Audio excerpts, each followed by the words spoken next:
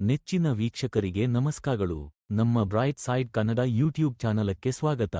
ಜಿದ್ದು ಕೃಷ್ಣಮೂರ್ತಿಯವರು ಸಂತೋಷವನ್ನು ಆಳವಾದ ಅರ್ಥದಲ್ಲಿ ವಿವರಿಸಿದ್ದಾರೆ. ಅವರ ಪ್ರಕಾರ ಸಂತೋಷವು ಯಾವುದೇ ಬಾಹ್ಯ ಕಾರಣಗಳಿಂದ ಅಥವಾ ಸಾಧನೆಗಳಿಂದ ಬರುವುದಿಲ್ಲ.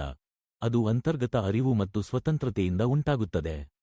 ಅವರು ಹೇಳಿದ ಕೆಲವು ಪ್ರಮುಖ ಅಂಶಗಳನ್ನು ಇಲ್ಲಿ ಕನ್ನಡದಲ್ಲಿ ನೀಡಲಾಗಿದೆ. ಸಂತೋಷ ಮತ್ತು ಬಾಹ್ಯ ವ್ಯತ್ಯಾಸ. ಕೃಷ್ಣಮೂರ್ತಿಯವರ ಪ್ರಕಾರ ಸಂತೋಷವು ಬಾಹ್ಯ ವಿಷಯಗಳ ಮೇಲೆ ನಿಂತಿಲ್ಲ. ನೀವು ಇದನ್ನು ಪಡೆದರೆ ಅಥವಾ ಅದನ್ನು ಸಾಧಿಸಿದರೆ ಸಂತೋಷವಾಗುತ್ತೇನೆ ಎಂಬ ಭಾವನೆ ತಪ್ಪಾಗಿದೆ. ಅವರಿಸದ ಮನಸ್ಸು. ಸಂತೋಷವು ಅವರಿಸದ ಮನಸ್ಸಿನಿಂದ ಬರುತ್ತದೆ. ಅದು ಹಳೆಯ ಅನುಭವಗಳು, ಭಯಗಳು ಅಥವಾ ಬಯಕೆಗಳಿಂದ ಮುಕ್ತವಾಗಿದೆ. ಕ್ಷಣಪ್ರಭಾವವನ್ನು ಅರಿತುಕೊಳ್ಳುವಿಕೆ.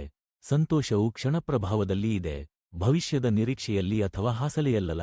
ಬಯಕೆ ಮತ್ತು ದುರಾಸೆ. ನಾನು ಇನ್ನೂ ಹೆಚ್ಚು ಸಾಧಿಸಬೇಕೆ ಅಥವಾ ನಾನು ಇನ್ನಷ್ಟು ಪಡೆದುಕೊಳ್ಳಬೇಕೆ ಎಂಬ ದುರಾಸೆಯೇ ಸಂತೋಷವನ್ನು ದೂಡುತ್ತದೆ. ಸಂತೋಷವು ದುರಾಸೆಯ ನಿರಾಕರಣೆಯಿಂದ ಹುಟ್ಟುತ್ತದೆ. ಭಯದಿಂದ ಮುಕ್ತತೆ. ನಿಜವಾದ ಸಂತೋಷವು ಭಯದಿಂದ ಮುಕ್ತವಾಗಿರುವಾಗ ಮಾತ್ರ ಸಾಧ್ಯ. ಭಯವು ಬಾಂಧವ್ಯಗಳಲ್ಲಿಯೇ ಇರಬಹುದು ಅಥವಾ ಭವಿಷ್ಯದ ಬಗ್ಗೆ ಇರುವ ಆತಂಕವಾಗಿರಬಹುದು. ಜಾಗೃತ ಮನಸ್ಥಿತಿ. ಸಂತೋಷವು ಜಾಗೃತ ಮನಸ್ಥಿತಿಯಿಂದ ಬರುತ್ತದೆ.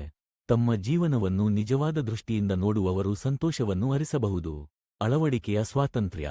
ಬಾಹ್ಯ ಅಳವಡಿಕೆಗಳಿಲ್ಲದೆ ವೈಯಕ್ತಿಕ ಮುಕ್ತತೆಯನ್ನು ಸಾಧಿಸುವುದು ಸಂತೋಷಕ್ಕೆ ದಾರಿ ಮಾಡಿಕೊಡುತ್ತದೆ.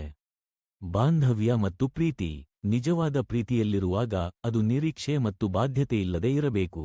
ಅಂತಹ ಪ್ರೀತಿಯು ಸಂತೋಷಕ್ಕೆ ನಿಜವಾದ ಮೂಲ. ಆಲೋಚನೆ ಮತ್ತು ಮನಸ್ಸಿನ ಶಾಂತಿ. ಸಂತೋಷವು ಆಲೋಚನೆಗಳ ಅಡಚಣೆಯಿಲ್ಲದ ಶಾಂತ ಮನಸ್ಸಿನಿಂದ ಬರುತ್ತದೆ. ಶಿಕ್ಷಣ ಮತ್ತು ಅರಿವು. ಆತ್ಮಜ್ಞಾನದ ಮೂಲಕ ಸಂತೋಷವನ್ನು ಪಡೆಯಬಹುದು. ಜೀವನದ ಎಲ್ಲ ಅಂಶಗಳನ್ನು ಸಂಪೂರ್ಣವಾಗಿ ಅರ್ಥೈಸಿದಾಗ ಸಂತೋಷ ಉಂಟಾಗುತ್ತದೆ. ಜಿದ್ದು ಕೃಷ್ಣಮೂರ್ತಿಯವರು ಸಂತೋಷವನ್ನು ಬುದ್ಧಿಯ ಚಿಂತನೆಯಲ್ಲಿ ಹುಡುಕುವುದಿಲ್ಲ ಎಂದು ಹೇಳಿದರು.